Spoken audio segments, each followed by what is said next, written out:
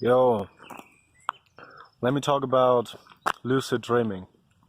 Lucid dreaming is when you can control your dreams, and the dreams are really vivid, and you can control them, and it's a really nice tool to get started on your spiritual journey. So I wanted to share it with you. Okay, how you do it? What I did, but you don't necessarily have to do it my own way that I did, is by having a lucid dreaming diary. Okay? So what is exactly a lucid dreaming diary? You have a diary where you write your experiences down, your dreams down in really close detail so you can remember it. And yeah, when you write stuff down, okay, when you write stuff down with your hands, I'm a lefty by the way, when you write stuff down with your hands, your brain remembers better. Your brain remembers stuff really much more, okay? I don't think it makes much sense to say that in English, but I don't fucking care. I'm just telling you, okay?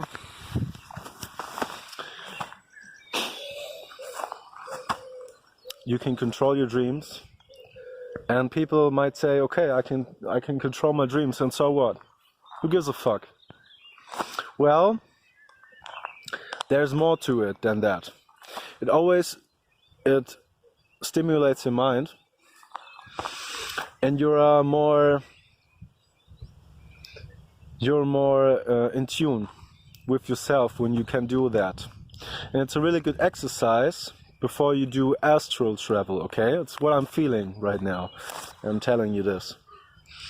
When you train lucid dreaming, or you've done some lucid dreams before, it's in my case it was like that I was more in tune to do astral travel stuff, okay?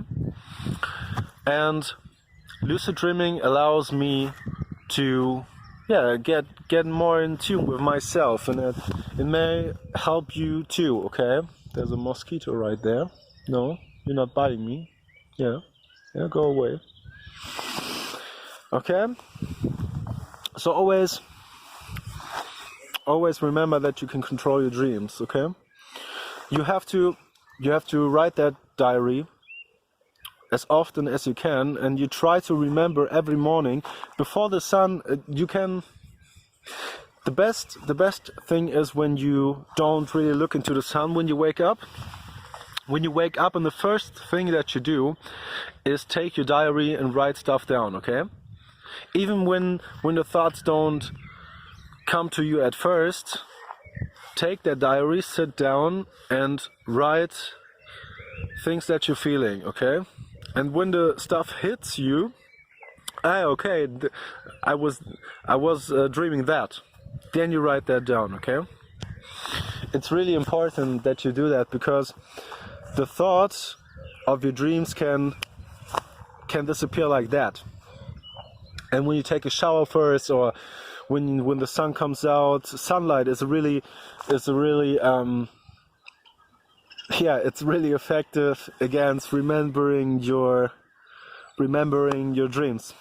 It can be all done it can be all gone in a second, okay? Yeah, write it down first, and you can read your dreams. That's also cool, okay? If it doesn't work for you, which I think it will in most cases, then it just is like a diary for your dreams, okay? So someone is walking by. Wait a minute. Okay, so making sure that the person is not on video. Okay. Yeah. So that was a video on lucid dreaming. What else? Maybe I forgot something. I have the tendency to forget things, so I'm sorry for that. That's just in my nature. I try to better that. Okay, what else? Nah, I think that was it. Okay. When you have recommendations for videos, what I should talk about next, leave a comment. Okay. Have a nice day. Yo. Okay. I wanted to add something onto the lucid dream stuff, and what I'm feeling is that lucid dreaming and astral travel are somewhat intertwined. Okay. When you train lucid dreaming, you're also training on some degree astral travel, and vice versa. So I want to tell you about something that happened to me personally. I'm telling that from my heart. It's an astral travel story. Two astral travel stories. I was sleeping at my girlfriend's house, and I'm waking up in the night. Okay, I don't know what happened. I'm just waking up in the night. Probably taking a piss or something like that. I don't fucking know. Okay, and then when I try to lay down afterwards, I'm getting this feeling in my body. Okay, and at that point I knew what astral travel is and what lucid dreaming is and stuff like that. So I didn't was too concerned about it. I had some bad experience before when I was a child. I had an experience then that was very fear indulging. You know what I mean, okay? It was evoking fear in me. But yeah, later I'm gonna explain you that. So I wasn't that bad. Laying down, my body starts to tingle, okay? And at some point I can't really move that body. It's sleep paralysis. And what happened next is that I was finding myself in a really strange place that at first I couldn't see, and it was very blurry, and the only thing I could see was some silhouette stuff. Okay, I was against the wall with my head against the wall, and I could see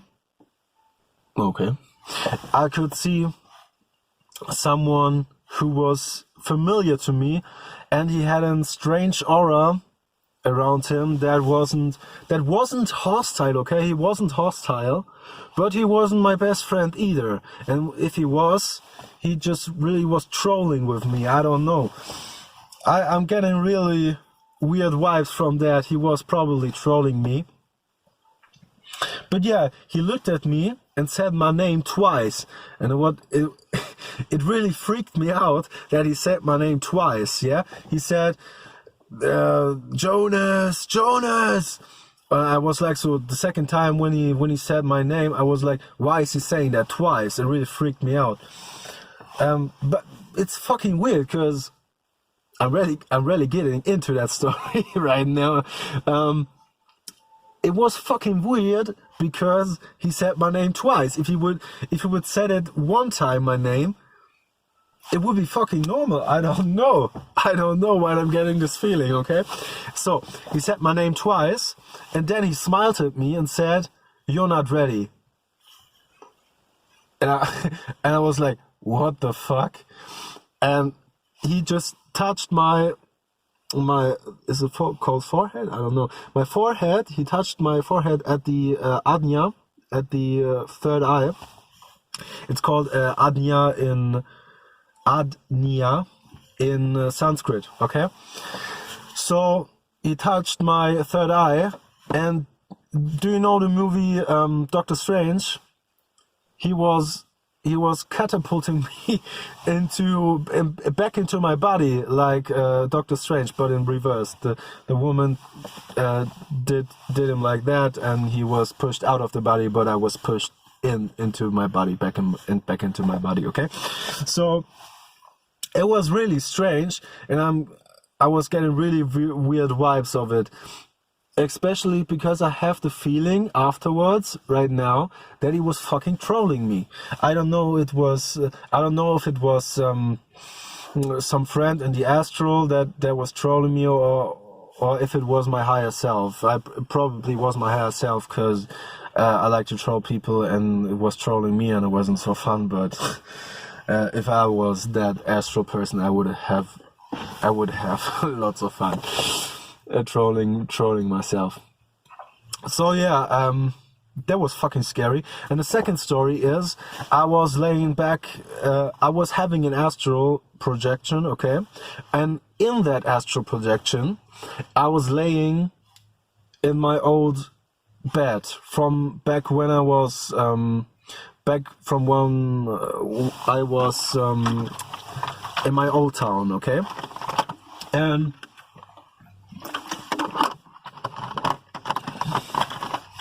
that was fucking weird, because I wasn't in my old town for like 5 years. So I time traveled 5 years back into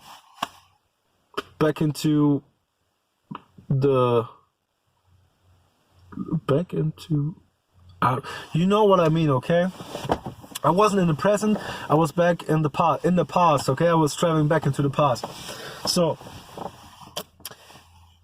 when I was there, I was laying in the bed, and I first was feeling like, yeah, it's a normal day, and I wake up, but then my mind started to realize, oh no, it's an astral dream, and I started to here's my bed, and I started to lift out of my bed, and I was floating through the walls, and in my city, in my little city, there was a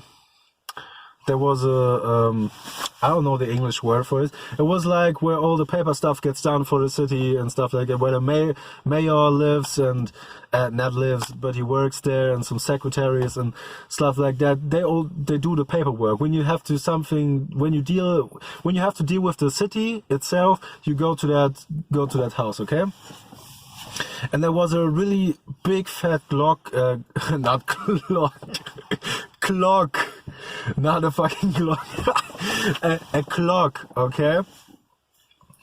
And on that clock there was, I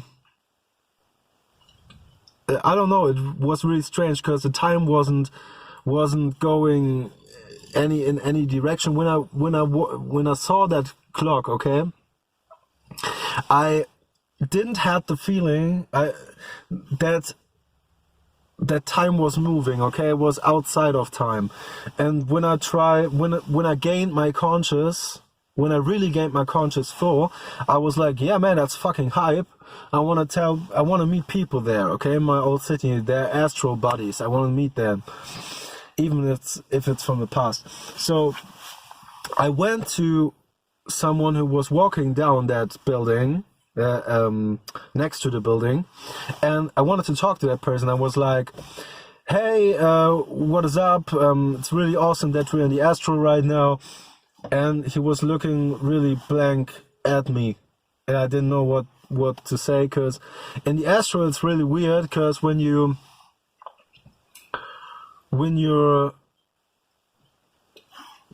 talking to someone, you're not really moving with your mouth like I am right now. I'm talking to you. You're moving your conscious to theirs, and you're saying something with your thoughts. And it was like I really understood that person and that soul, because I saw his whole life, okay?